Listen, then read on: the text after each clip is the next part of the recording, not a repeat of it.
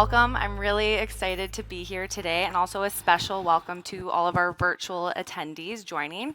Before we kick off, I just want to make sure that everyone is in the right room. This is the second Reisman panel, Secrets to Success. I love having people in the front row. That's great. So before we get started, I'd love to tell you a little bit more about our Reisman Awards. So the Reisman Awards are our annual customer recognition program where we get to highlight the incredible work that all of you are doing. We've been offering this award since 2017, and we've awarded over 39 different law firms. We receive hundreds of submissions. I personally read every single one, probably have about 5 pots of tea, and it's truly like one of the best parts of my job, just learning more about you and your mission. So I really encourage you to apply. So my name is Taylor. I'm on the customer marketing team, and I have the pleasure of interacting with our customers on a regular basis. But today I get the extra honor of moderating this panel.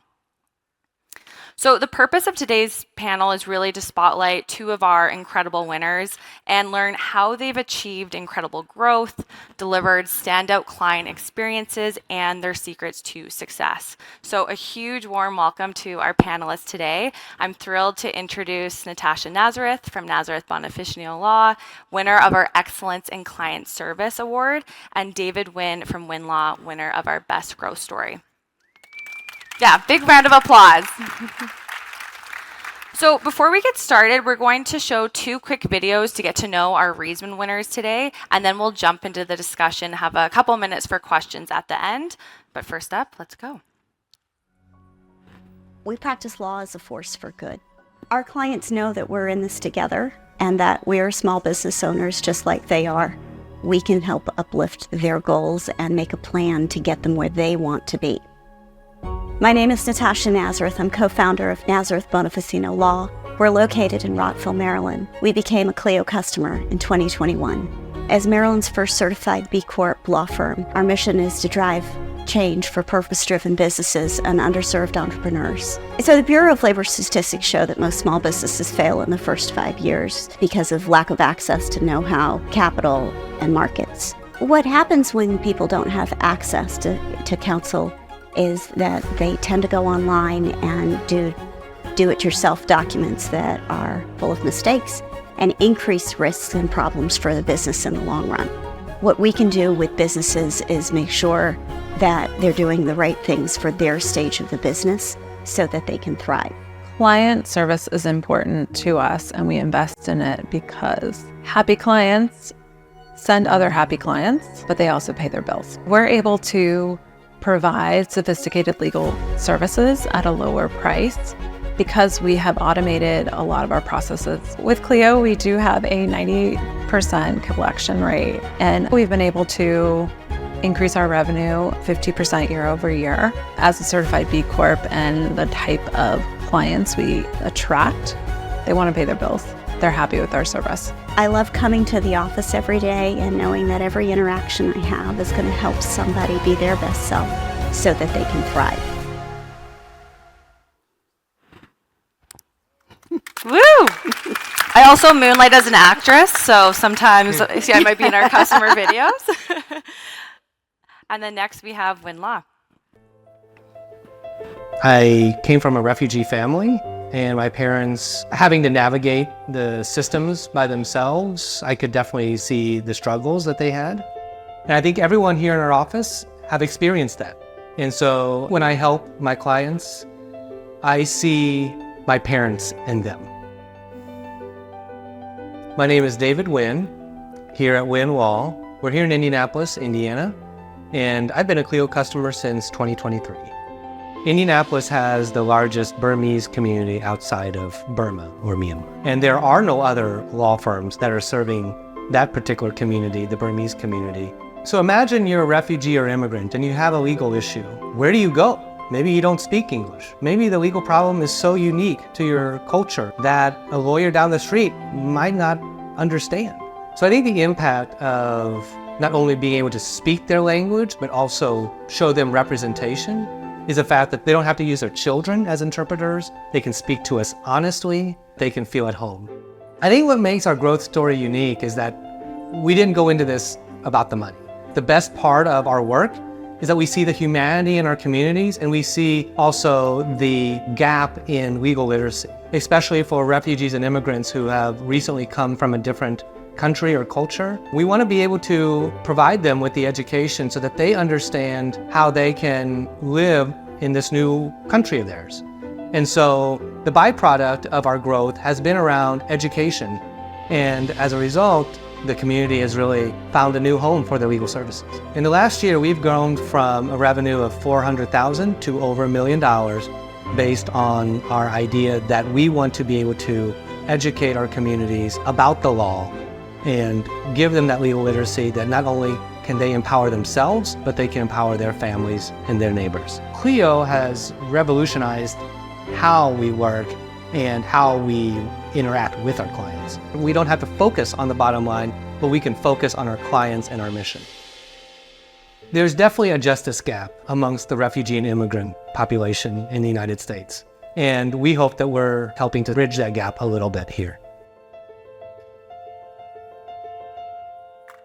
Win Law, everyone. I love those videos, love flying out and meeting both of you, meeting your team, seeing your offices. But now let's jump into the discussion. So I think it's important to get a level set first on what growth and success means at your firm. So whether that's just increasing revenue, expanding offices, bringing in more headcount, caseload, 5-star reviews, how do you track, or what do you define as success? And for our virtual attendees, feel free to jump in as well. David, why don't you kick us off? Sure. I think we, first of all, thank you to Cleo. Thank you, Taylor.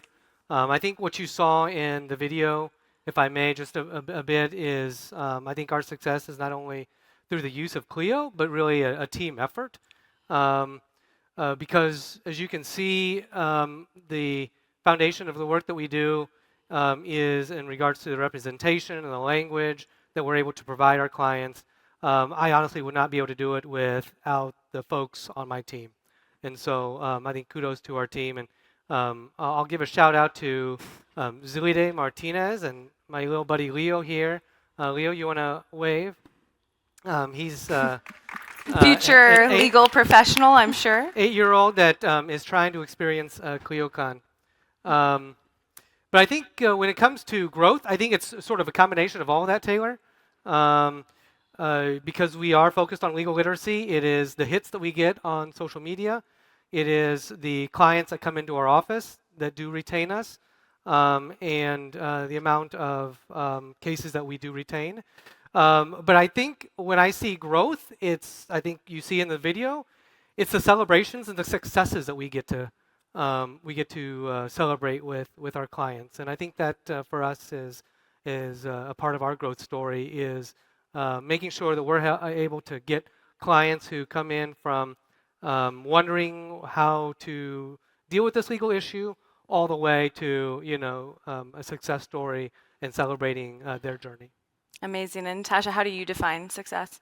So success for us is really about having happy, satisfied clients and long-term relationships where their business is going to thrive with us as a partner. So the things that are the metrics, the leading indicators of how we get those clients, are really warm referrals from lawyers and other financial professionals. And the second leading indicator for us is the number of clients who are retaining us for outside general counsel work. So that's the work we love. That's the work where we actually make the most long-term impact and have this synergy between our firm and successful clients.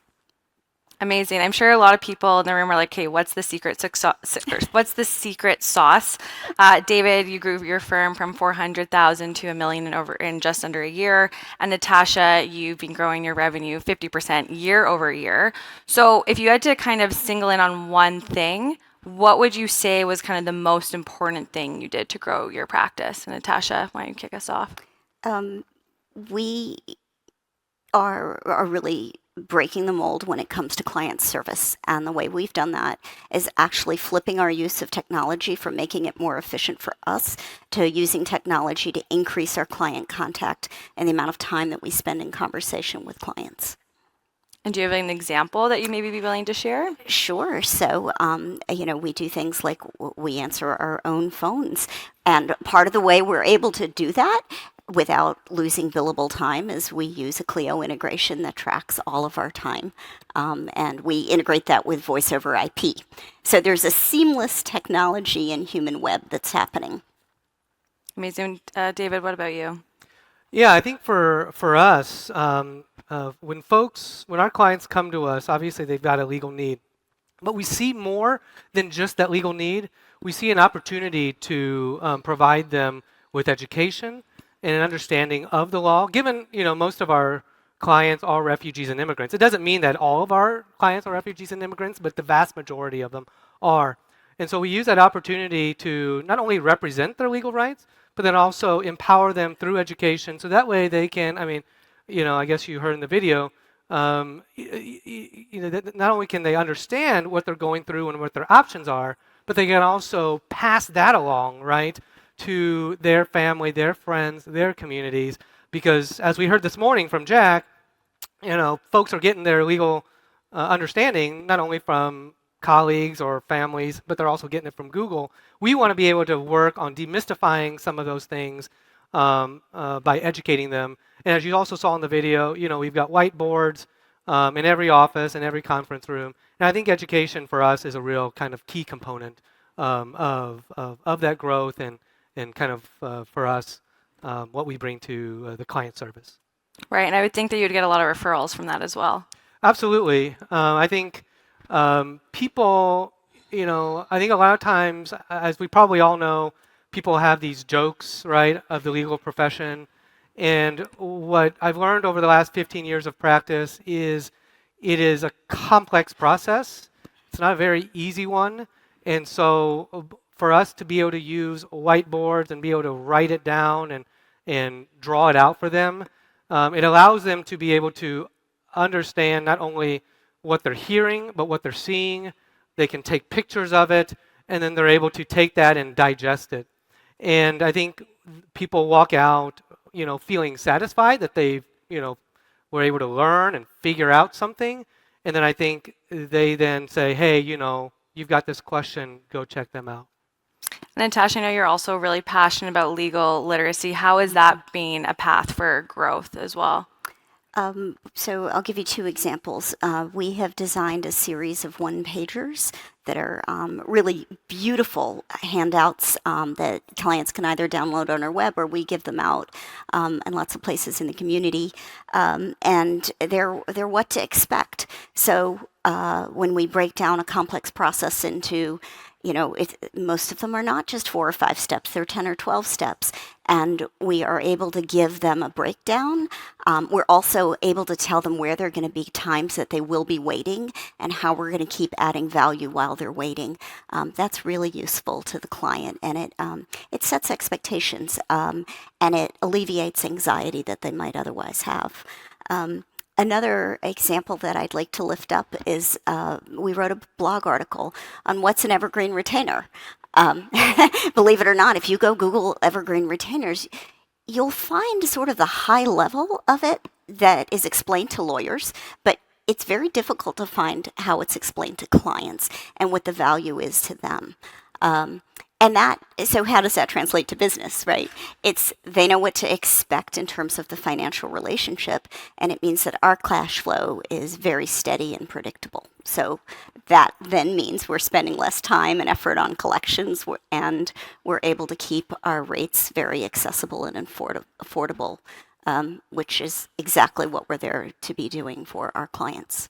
Perfect. And that's, sorry, go ahead. Also, do you mind if I... No, please. I was going to say, I think Natasha hit on something, right, is many of our clients do come to us with a certain amount of anxiety. Mm-hmm. And I think, in regards to, I think, the legal literacy, it helps, I think, hopefully reduce that anxiety. But the other thing, and maybe this is what you all do in your office too, is, we strive to be able to create a sense of belonging in our office, because most of our clients do come from a different country, speak a multitude of different languages, that instead of having to bother a friend or bother a pastor or bring a child to help interpret, we strive to be able to have staff in our office to be able to communicate directly with them in their preferred language. And I think that allows them, right, to be able to come to us in their authentic self, be able to communicate in their way that's preferred, and helps alleviate that anxiety of sharing potentially confidential information, to a third party that maybe they might feel shame or guilt around. Which is, yeah, so important. And Natasha, you touched on this, so switching gears a little bit, you mentioned collection rates. I know that with the Legal Trends report, I think the average firm, their collection rate is about 89%, and Natasha, yours is 98%. I'm sure there's some people in the room and virtually who'd love to get that up and closer to that number. What advice would you have? Like, how are your collections so high? So there's a combination of managing client expectations and what I think when I was coming up as a baby lawyer was called client discipline, right? How do you model for them the behavior that you want to see from them and make sure that the boundaries of the financial relationship are just as clear as the role of where you're making decisions and they're making decisions. So we train our clients from the very first contact to expect efficiency and responsiveness on both sides of the relationship. So if we're sending an engagement letter in Grow and trust request immediately, we can do that quickly, and clients learn that they're going to respond quickly and efficiently too. So then that carries forward into monthly billing. So our bills go out on the first of the month or the Monday thereafter if it's a weekend, and they go out usually between 10 a.m. and noon. Because we have a very, very tight workflow that's set up as a list of Clio tasks to make sure that that happens. So here's what happens. Clients know that their bill is going to be there on the first of the month, and they pay. It's the one day of the month that I actually turn on my email responders because it goes ding, ding, ding. And it's rocket fuel for feeling good that our work has literally paid off. Amazing. And what would you say to both of you? What's the most valuable lesson you've learned along the way? And like any mistakes?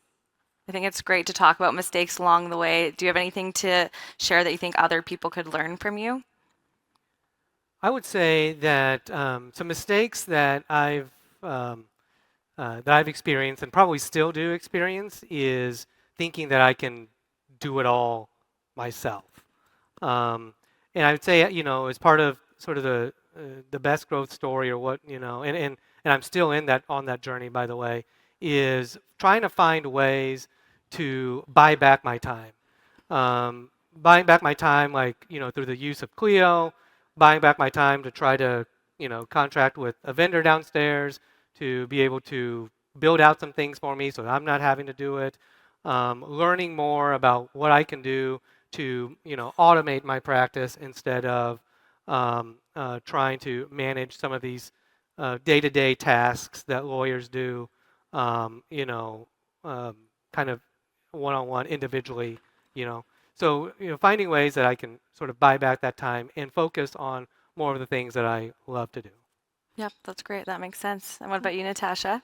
I would say that one of the mistakes that we've made, we made it in the first year that we opened up, was not recognizing the clients who kind of feign disorganization or that they suddenly are dissatisfied, right? And you kind of scratch your head and go, wait a second, where did this come from? We have such clear systems in place that I've come to learn that those are the clients who are the red flags in terms of behavior, and they have something going on in the background that they're getting ready to not pay their bill.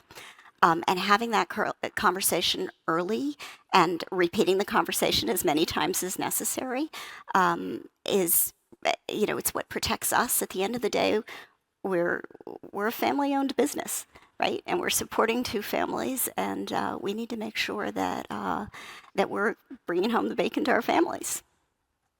Totally. And I'd love to dig into how you've both been able to keep up with the growth, because you've experienced growth pretty quickly, and it's you see it coming and it's coming again. So what tools or processes would you recommend on how to scale your firm in a sustainable way? Natasha, I know you're very savvy with the app directory. How many apps are you using? And maybe like what are your top 2 that you would recommend? So we've got a half a dozen apps that are integrated with Clio. So our entire firm is built off the backbone of Clio. There are 2 attorneys, no staff, because we have Clio. And I'd say my 2 favorite apps are automated timekeeping. We use WiseTime, and automated trust accounting with an app called Noda. In terms of building that tech stack, I know there was a session on this that I wasn't able to go to this morning. I review the app directory once a quarter, which is, again, a repeating task in my Clio manage. And I go through, I look to see what's new. I look to see where can we get just a little more incremental value. And I usually test things myself for anywhere from 2 to 4 weeks before I decide to do a firm-wide implementation. Amazing. David, what about you? Or we can turn over to the audience for questions. Well, the funny thing is I'm a little bit opposite. I've got 1 attorney and a bunch of support staff, and I think the apps that I'm looking for is apps where that can help me keep them accountable, because it's tough to sort of, and so I'm going to be trying to figure out from Natasha here what all apps I can download or integrate into Clio. I'm sure to help Natasha has keep, some good recommendations. Right. I didn't come up with this myself. When we were onboarding with Clio, I got some of the best advice I think I've ever heard in the business of law, and that was start with Clio, manage and grow, and then keep layering on. As you figure something out, then look for where the next piece of incremental gain is going to be, and that has served us very, very well. Amazing. We love to hear it. Does anyone in the audience have any questions? We're going to run around with a mic. Okay, the first one, I can repeat it if I can hear it. Yeah, so her question was, we're an immigration law firm. Do we use a integration for USCIS forms? And we use DocketWise. We use a DocketWise integration with Clio. Mm-hmm. We use Microsoft 365. And that also integrates into Clio. So I do use integrations. I guess but it doesn't add up to 24, I don't think. We'll have to check with Zelida, my COO. I don't think it's 24 integrations, but we do have other integrations like DocketWise and Microsoft 365 that integrates into Clio. So we're Microsoft based as well, and I think the only part of the Microsoft suite that we don't use is bookings. We use Calendly. We have found it's much more flexible and has better integration with Clio. Any other questions? Yeah. Hi, my name is Rocky. I'm from Fighter Law in Orlando. And my question is, well, we do criminal, family, personal injury. What steps do you take if providing a payment plan to your clients? So for us, we first, they agree to it on the retainer agreement. And then based on that retainer agreement, we then create it in Clio Payments. And in Clio Payments, it just automatically will charge the client based on that payment plan. Natasha, do you use payment plans? We use very few payment plans. They're usually on the back end for a client who's run into some kind of legitimate issue that they can't keep up with the work that we've already done. We mostly avoid it by using evergreen retainers up front. We have a minimum evergreen retainer, and then we scale the retainer up or down depending on the volume of work so that we're hopefully never working in arrears. Any other questions? I think, I saw you in the hat with a question. It sounds like both of you have done a lot of work pushing towards like client experience and education, so that way you can really have not just better clients, but also a better client experience overall. So my question to you is, what are the strategies that you guys have found work best for you to not only have them consume that information, but also to retain it? Because we've generated a lot of stuff that we think is really helpful for the clients, but they always come back within like 3 months. They're like, I didn't know that. And like having them actually retain that stuff would make it better for everybody. So for us, I think that's why we've got the whiteboards in the conference rooms and our offices. Well, I really train my paralegals to use it, and that way clients can take pictures of it. We also do legal education on Facebook, kind of social media, and so usually those are kind of like the frequently asked questions around some of the various topics that our clients will ask, and so I don't know if those guarantee that they retain it, but hopefully they're able to walk away with something that they can refer back to. Natasha, what about you? So we have a library of scripts that we keep in OneNote. Again, that Microsoft basis for the practice. And so for things like business formations, and my partner does a lot of trademark registration work. As we were building the firm, we started keeping emails that have a quick, this is what we just accomplished for you, this is the next step, this is the time frame to expect. And we just started keeping track of those in OneNote. So the emails tend to be very, very succinct, and they're carefully worded. Probably more so than if I had to make it up, off the top of my head. As competent as I am, I'm not always the most efficient in my words. Very cool. Do we have time for one more question?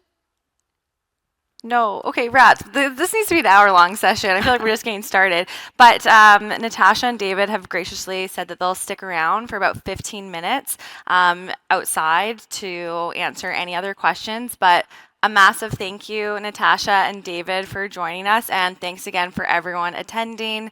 I'm Taylor. Put your name in the hat to apply for a Reisman Award. Why not? And hope everyone has a great afternoon. Thanks so much for joining. Thank you.